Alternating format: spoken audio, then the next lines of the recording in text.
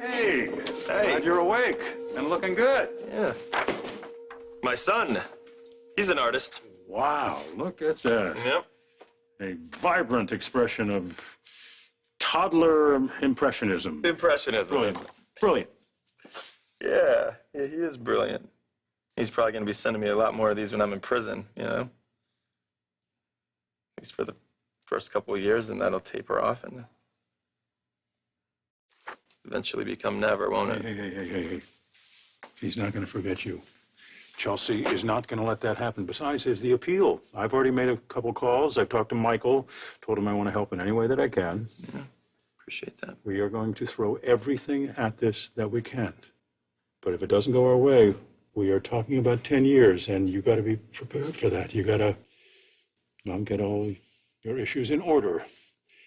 To that end, you and I signed some papers making me Connor's legal guardian. Those are still legally binding. If you want me to protect Connor from Victor, all you have to do is say so. I can do that. Well, I appreciate that. I appreciate you offering to step up for Connor. I do. But, yeah, I'm really not that concerned about Victor having that much influence over him. Really? No, I'm feeling pretty good about the way things are going to shake out. After just talking about being stuck in prison for years to the point that your son wouldn't remember you. Well, that was purely for effect. I gotta be honest with you, I'm feeling pretty confident about this whole appeal thing. Good. Yeah. You're looking at 10 years, starting any minute now, and you're feeling lucky? No, I mean, I wouldn't call it luck, Jack. You know, I've got Michael on my side. If anyone can win an appeal, it's him, right? He's brilliant. With maybe a little help from Victor? No. You know, Victor's got his hands full rebuilding Newman. Trust me, your father can multitask.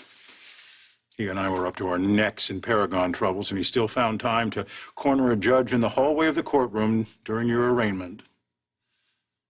Is that what you're expecting to happen this time? Victor's just going to call in another favor? No, he saw me leave that tower with Stitch and Abby and Ashley. Honestly, I think he's just feeling a little warm and fuzzy toward me. He should absolutely feel grateful for your heroism. We all are, but we're talking about Victor. There is a limit to his generosity. Sooner or later, he wants something in return. Has he already asked for it? Have ulterior motives. Well, he's making a big play this time. He's opening his arms to you. Have you stopped to consider why? Yeah, I did, but you know what? It's exhausting trying to stay a step ahead of that man. But I have a theory, you know, maybe an idea. I was thinking, you know, maybe there's a newfound respect. But Paragon helped him see what I'm capable of when I'm not happy. Yeah, I mean, he was a little ticked off.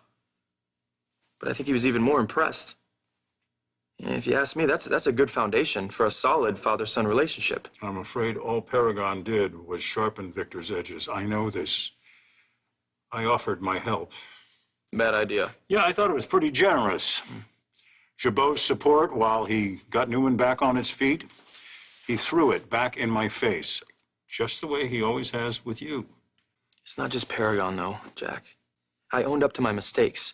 I didn't run from my punishment. I came back for Chelsea. I came back for Connor. Maybe he finally sees me as a man.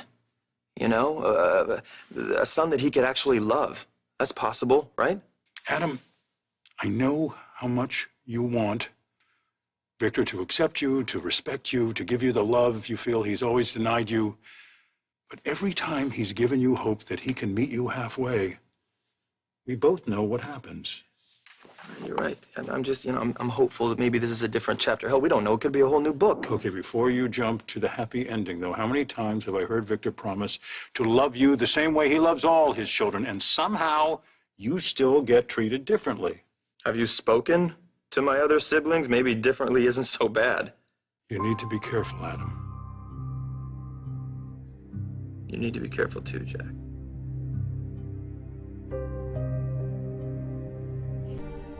Sage, I think it's more than just grief. What do you mean?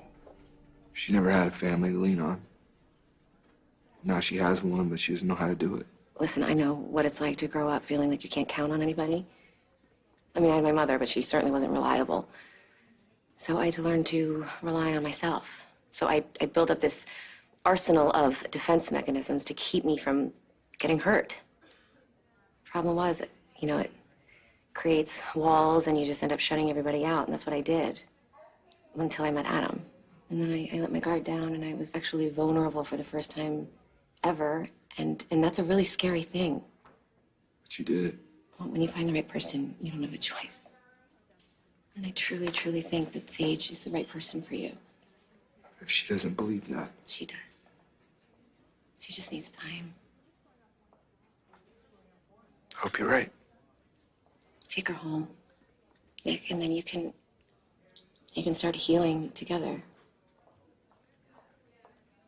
I'm sorry. Thank you.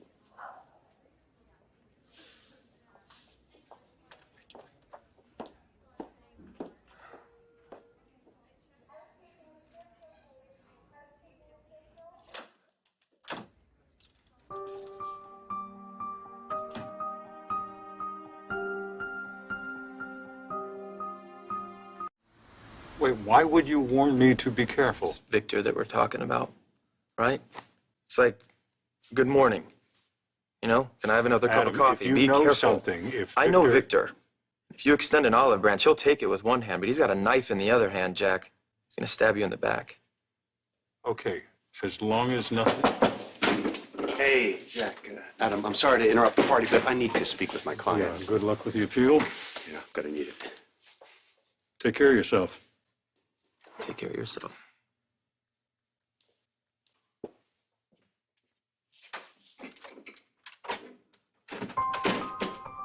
You're working late? Yeah, I've got bad news. And you damn well better take it more seriously than your father. She's gonna make an example out of me. She's gonna uphold my sentence, right? I'm gonna give it my best shot, but I'm not gonna lie to you. Got a bullseye on your back. My father was okay with this? He didn't flip out? He didn't throw anything? No, he's practically serene. I mean, I know he's used to getting his own way, but with Judge Moxley, he's in for a rude awakening. I think this case, it was very touching earlier. I mean, Jack Abbott was concerned about your well-being. Really? Yeah, Well, I didn't tell him anything. of course you did.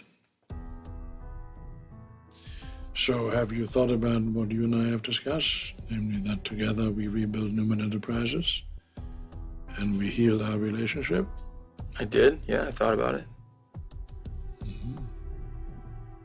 So what have you decided?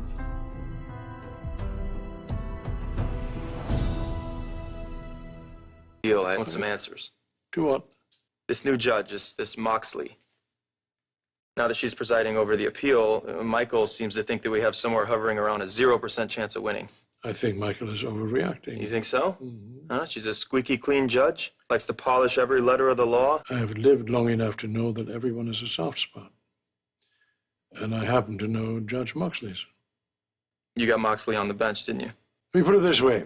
Whatever ruling she comes out with, it'll be respected because she is a tough judge. Plus, if she's in your pocket, I have to go along with your plan, right? Your deal? Otherwise, she's going to hold me to every single day of my sentence, right? And the candle on that cake is you're going to tell Chelsea that Christian was my son. But if I go along with the plan, I can enjoy Thanksgiving, right? I can enjoy the rest of my life with my family. That's where we're headed with this, right? That's right.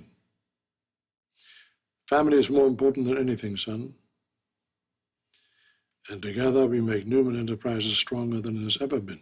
You know what? Jack has been family to me. You want me to turn my back on him now, when he's always had mine? Don't give me that phony baloney nonsense. You go along with Jack Abbott? Do you think he's going to be there when you get out of prison after 10 years? If you're lucky, your wife and your son will be there to pick you up, to meet you when you leave the prison walls. Do you think Jack Abbott can offer you a better deal? Are you kidding?